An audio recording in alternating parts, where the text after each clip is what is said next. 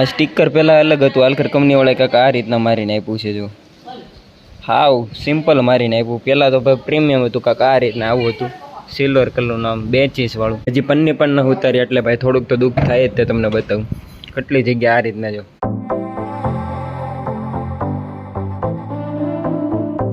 Hello YouTube family, ફરી વખત આપનું સ્વાગત છે મારા મિની વ્લોગમાં. થોડાક દિવસ પહેલાં જ તે તમારા ભાઈ સાથે એક ઘટના બની હતી, એના વિશે મારે થોડીક વાત કરવી છે. જેમાં તમારો ભાઈ થોડાક દિવસ પહેલાં જ તે કોળિયાક ગયા હતા, જેમાં થયું કાંક એવું કે ટ્રકવાળાએ મારી ઇકો ગાડીને ટક્કર મારી. એમાં કાંક ઘટના એવી બની છે. તેદી એમ ગયા હતા, તેદી ભાઈ હતો સોમવાર અને સાથે સાથે ભાઈ અમાસ પણ હતી, એટલે ભાઈ પબ્લિક ગાંડી હતી. તમને ખબર જ હશે, જે ગયા છે એને તો ખબર જ હશે. એટલે કોળિયાક મસ્ત મજાનો શુભ દિવસ હતો. મસ્ત મજાના શંકર ભગવાનના દર્શન કર્યા અને સાથે સાથે ફેમિલી સાથે થોડીક શોપિંગ કરી હતી. આની પહેલાંનો વ્લોગ તમે ન જોયો હોય તો જોઈ લેજો. એમાં કંઈક થયું હતું એવું કે ભાઈ કલાકથી એકની એક જગ્યાએ ગાડી ઊભી રહી હતી. એના હિસાબે ભાઈ ટ્રકવાળાની થોડીક નાની અમથી ભૂલના કારણે ટ્રક છે ને થોડોક બ્રેક અહીંયા મૂકી દીધી. એના હિસાબે ભાઈ થોડીક 1 સેકન્ડની ગેપ પડી ગયો. એના હિસાબે ભાઈ ડાયરેક્ટ ગાડી આવી ગઈ છે આપણે ઇકોમાં, પાછળ અડી ગઈ. એના હિસાબે થોડોક મોટો ડેન્ટ પડી ગયો છે. તો ફાઇનલી ગાડી આપણી બનીને કમ્પ્લીટ થઈ ગઈ છે. હું તમને વ્લોગના એન્ડમાં બતાવીશ. પણ બે ઇકો ને ટ્રક બે વચ્ચે એટલી પણ જગ્યા નહોતી કે માણસ હાલી પણ શકે. કારણ કે એટલી પણ આપણે જગ્યા રાખે જ ને તો પબ્લિક છે ને એટલું હતી ને કે આમ હાલ્યા જ રાખે, પછી આપણી ગાડી હાલે જ નહીં, એટલી અવર જવર હતી. એટલે એકવાર પણ ભૂલ કરી હતી, એના હિસાબે પછી અડોઅડ રાખી છે. 1 સેન્ટીમીટરની પણ જગ્યા નથી રાખી. એના હિસાબે ભાઈ થોડીક નાનીથી ભૂલ પડી ગઈ. એના હિસાબે મોટું કારનામું થઈ ગયું છે.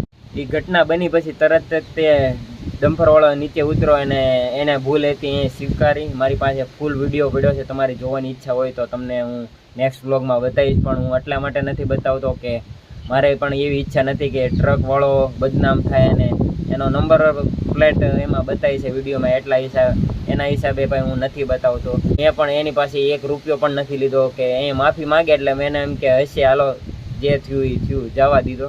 અને આપણે ગાડી એ જ દિવસે જવા દીધી હતી ભાવનગર. તો બનીને કમ્પ્લીટ થઈ ગઈ છે અને 2 થી 3 દિવસનો સમય લાગ્યો છે. અને પાછળનો કીટ આખી નવી જ લાગી છે. જે પાછળનો જે દરવાજો આવે છે એ આખો નવો જ લાગ્યો છે. કારણ કે ભાઈ એમાં ડેન્ટ નીકળે એમ નહોતા એના હિસાબે. અને દરવાજાની વાત કરું તો ભાઈ કંપનીવાળા આખો વ્હાઇટ કલરનો તે ગેટ મોકલે છે, જે દરવાજો આવે છે પાછળનો. પછી અહીંયા આવીને ભાઈ પેન્ટ કરે, એના પછી ભાઈ લગાડવામાં આવે છે. જે વધારાનું જે તૂટ્યું હોય એ જ લગાડવામાં આવે છે. બાકી તો જે ઓલરેડી જે સારું હોય એની પાર્ટ રાવા દે છે. જેમાં ઉપરનો કાચ રાવા દીધો છે અને આખો દરવાજો બદલ્યો છે. હવે તમને બતાવું કેવો આપણે બનીને આવ્યો છે.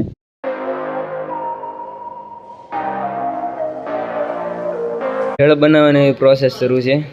ચકાચક ભેળ બનાવી, મરચું બરચું નાખી તીખું કરીએ કાંક.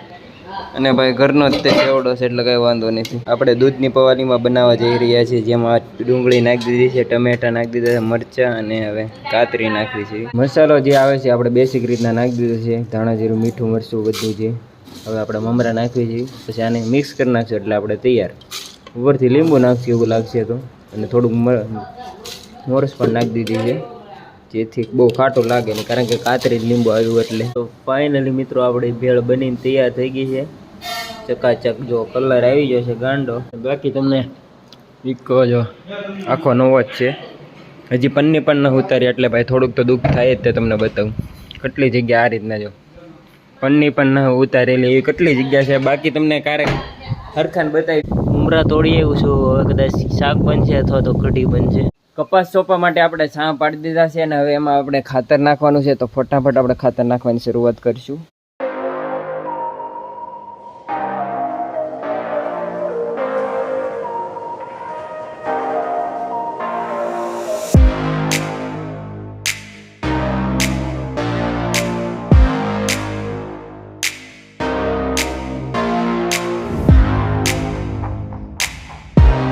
ફાઇનલી મિત્રો આખામાં આપણે ખાતર નાખી દીધું છે. આ રીતના એટલું નાખ્યું છે. જો આખા શામાં ભાઈ ફૂલ ભરી દીધો છે, થોડો કરી નાખ્યો. વ્લોગને અહીંયા સમાપ્ત કરીશ અને તમને જે પણ ડાઉટ હોય મને જરૂરથી જણાવશો. હું તમને પ્રૂફ સાથે ક્લિયર કરીશ નેક્સ્ટ વ્લોગમાં. તો આશા કરું છું કે તમને મારો વ્લોગ ગમ્યો છે. તો મળશે હવે નવા વ્લોગમાં. ત્યાં સુધી એન્જોય યોર લાઈફ, મોજ મારો.